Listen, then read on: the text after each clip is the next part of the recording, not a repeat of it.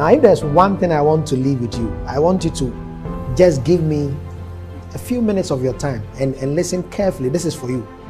You, the one listening. Even in the Bible, if I'm referencing it, there is a quote about money being an answer, if not to all things, to many things.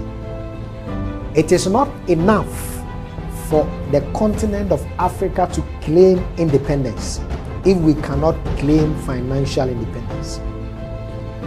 Out of every 100 people today who at age 60 cannot work anymore, we will struggle to find 2 who would not work but live comfortably on their own finances.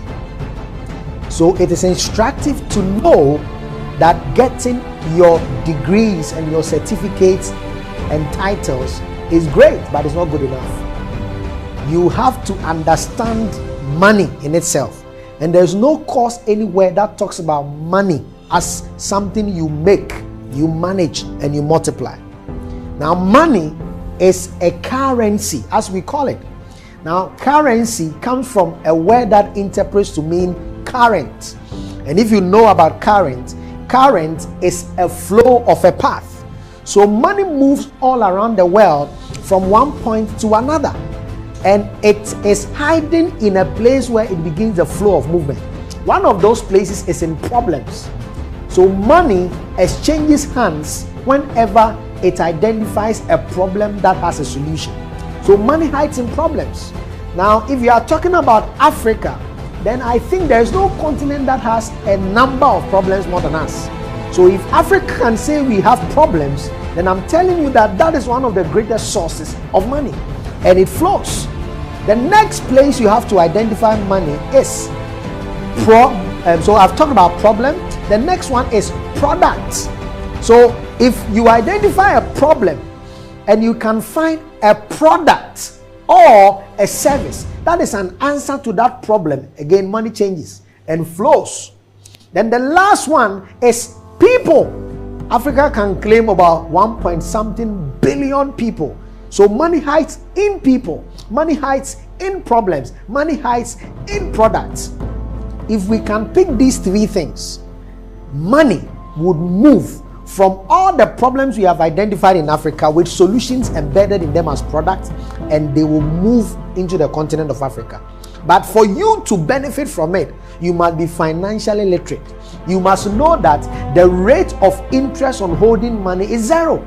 So if you keep your money on you and you don't invest it, you don't put it into a venture that can grow the money, you are wasting it. Your money matters more than your certificate. Your money matters more than your title. Your money matters more than almost everything you have. But you've got to understand the language of money. If you do, then you are financially literate. It is not even a matter of how much you have today. It is not even a matter of how much you are earning today. So again, in addition to making money, the next thing you must learn to do is to manage money. To manage money is to break it into man and age. If you want money to be with you and you want to become financially independent, you must learn how to manage it when it comes into your hand. And this is what you must learn to do. Anytime money comes into your hands, remember that your ability to buy things that will bring you more money and not to buy things that will only take money away from your pocket is the qualifying denominator between the rich and the poor. So if money hits your pocket today and the next moment what you think about is what you are putting the money to spend on, and that thing is not going to bring you back money, then you are a good candidate for the poverty presidential race on the continent. And so if you don't want to become a highly indebted poor citizen, then begin to spend more money on things that will bring you more money. You don't spend on things that will take money away from you. So if you want to tell whether you are rich or poor today, ask yourself, the money that comes into your pocket and the things you spend the money on, what percentage of those things will bring you more money, or what percentage will just take money out of your pocket? If the things you buy that take money out of your pocket are more than the things you buy that bring money to you, then you will never be rich. It doesn't matter the communion you take. It doesn't matter the prayer services you attend. It doesn't matter the tongues you speak. You are a great candidate for poverty. And remember, if you are poor, it doesn't matter how wise you are. Nobody will hear you. there was a great wise man in a city who was very wise, but they ignored his counsel. This is something in the Bible. So be ready as a young person, and the youth of Africa, listen carefully. Be ready to spend your money on things that will bring you money. Spend on assets, don't spend on liabilities. The phone you bought, the shoe you bought, the bag you bought, the thing you just spend money on. My question is simple. Is it bringing you money, or it is taking money out of your pocket? If it is taking money out of your pocket, then welcome to the race of poverty. If it is bringing money into your pocket, then welcome to the race of financial abundance. So you manage money. The last part is the last M, and that talks about multiplying. Money will leave you on the path if you cannot multiply what you have. And to multiply money, you must understand the principle of investment. When you multiply money, you pick your money and let that money work for you whilst you sleep.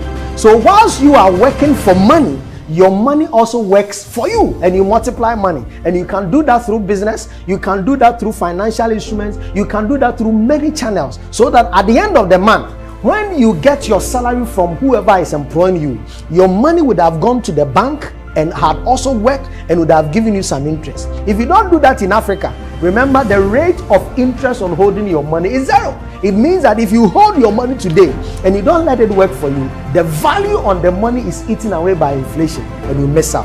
So learn about money as a currency that flows to a part of people, products, and problems, and learn how to manage it. And finally, learn how to multiply it. And when you do, this is a teaser for financial literacy. You'll be amazed that by 2030, when we are counting the top 3, top 5, top 10 young people, old people, elderly people who have a mastery over financial wealth, you'll be one of them. And I'll be looking forward to seeing you. Thank you and have a nice time.